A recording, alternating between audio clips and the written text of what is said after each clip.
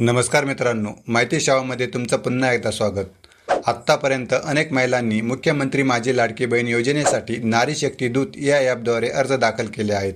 परंतु अर्ज दाखल करत असताना नारी शक्ती दूत ॲपवर सर्व्हर प्रॉब्लेम देखील मोठ्या प्रमाणावर येत आहे। त्याचप्रमाणे सरकारने देखील या योजनेसंबंधी वारंवार बदल देखील केले आहे। त्यामुळे यापूर्वी ज्या महिलांनी अर्ज दाखल केले आहे त्यामध्ये काही त्रुटी असण्याची शक्यता आहे।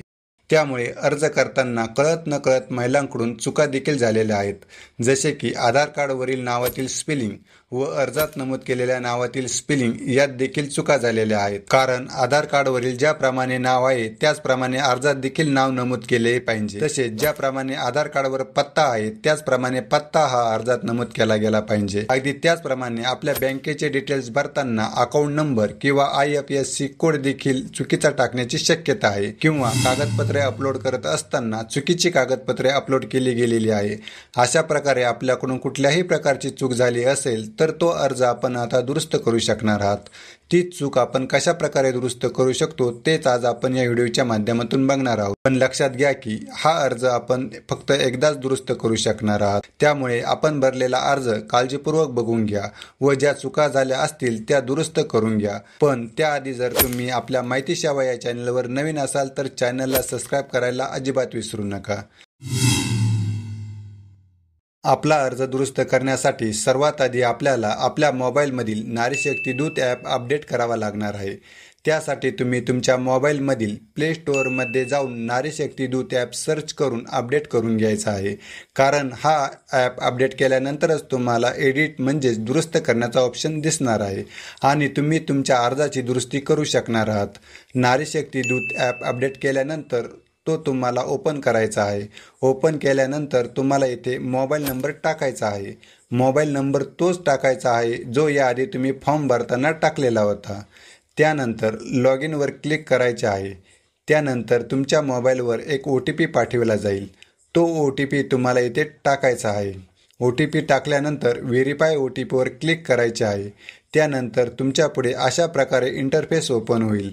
आपला अर्ज दुरुस्त करण्यासाठी येथे तुम्हाला जो 3 नंबरचा ऑप्शन दिसत आहे केलेले अर्ज येथे क्लिक करायचे आहे। येथे क्लिक केल्यानंतर येथे तुम्ही जेवढे अर्ज केलेले आहेत ते सर्व दिसतील। येथे मी एकच अर्ज केलेला आहे त्यामुळे एकच दिसत आहे।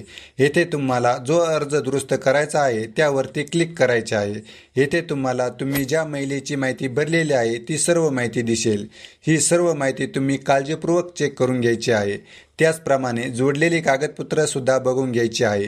तुमची सर्व माहिती व जोडलेली कागदपत्रे जर बरोबर असतील तर तुम्हाला अर्ज दुरुस्त करण्याची गरज नाही। परंतु तुम्ही भरलेली माहिती जसे की आधार कार्डवरील नाव, बँकेचे डिटेल्स किंवा जोडलेली कागदपत्रे यामध्ये जर काही चूक झाली असेल तर तुम्हाला अर्ज दुरुस्त करावा लागणार आहे। तर तो कशा प्रकारे दुरुस्त करायचा ते बघू। तुम्ही भरलेल्या माहितीच्या वरच्या साईडला 2 ऑप्शन दिसत असतील। त्यामध्ये पहिला ऑप्शन SMS व्हेरिफिकेशन व दुसरा ऑप्शन आहे एडिट। ज्यावेळेस तुम्ही फॉर्म भरत होता त्यावेळेस फॉर्म सबमिट करतेवेळी तुमच्या मोबाईलवर जर OTP आला नसेल आणि तुमचा फॉर्म सबमिट झाला असेल तर SMS व्हेरिफिकेशनवरती क्लिक करून तुमचे OTP व्हेरिफिकेशन करायचे आहे। आता दुसरा ऑप्शन तुम्हाला एडिट दिसत असेल। तेथे क्लिक केल्यानंतर तुम्ही भरलेली सर्व माहिती दुरुस्त करू शकणार आहात। येथे तुम्ही तुमच्या नावामध्ये, पत्त्यामध्ये किंवा बँक डिटेल्समध्ये काही बदल करायचा असेल तर करू शकता। त्याचप्रमाणे तुम्ही जर काही चुकीची कागदपत्रे अपलोड केले असतील तर ते कागदपत्र डिलीट करून नवीन कागदपत्र अपलोड करू शकता। पण एक लक्षात घ्या, हा बदल म्हणजे दुरुस्ती तुम्ही फक्त एकदाच करू शकता।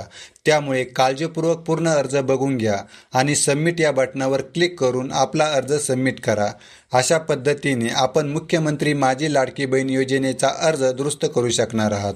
तुम्हाला याबाबत कोणतीही शंका असेल तर कमेंटमध्ये नक्की लिहा। तर मित्रांनो, तुम्हाला ही माहिती आवडली असेल तर आपल्या मित्रांना नक्की शेअर करा, व्हिडिओला लाईक करा आणि आपल्या हक्काच्या माहिती सेवा या YouTube चॅनलला नक्की सबस्क्राइब करा।